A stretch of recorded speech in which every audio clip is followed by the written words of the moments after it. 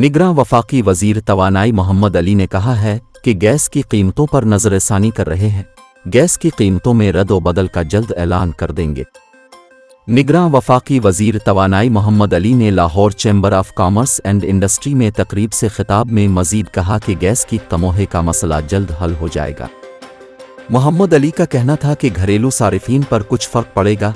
जुनूब में गैस की कीमत नहीं बढ़ाएंगे, शुमाली पाकिस्तान में गैस की कीमत बढ़ानी पड़ेगी।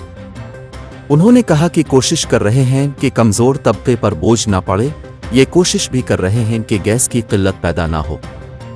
उनका कहना था कि सनतों को गैस की सप्लाई देने के लिए काम कर रहे हैं।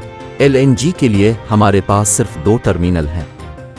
निगरां वफाकी वजीर तवानाई का मजीद कहना था कि IMF प्रोग्राम की वजह से हम पर कुछ पाबंदियां हैं। ये IMF प्रोग्राम का हिस्सा है। बिजली की कीमतों में सब्सिडी मुमकिन नहीं। उन्होंने एतराफ़ किया कि बिजली की कीमत बहुत ज़्यादा है। निगरान हुकूमत रातों रात बिजली की कीमत कम नहीं कर सकती। मोहम्मद अली का कहना था कि बिजली चोरी के खिलाफ सख्त इक़दामात कर रहे हैं। हम नहीं चाहते कि बिजली कोई चोरी करे और बोझ गरीब पर डाला जाए। अब तक 6 अरब रुपए की बिजली चोरी को रोका जा चुका है।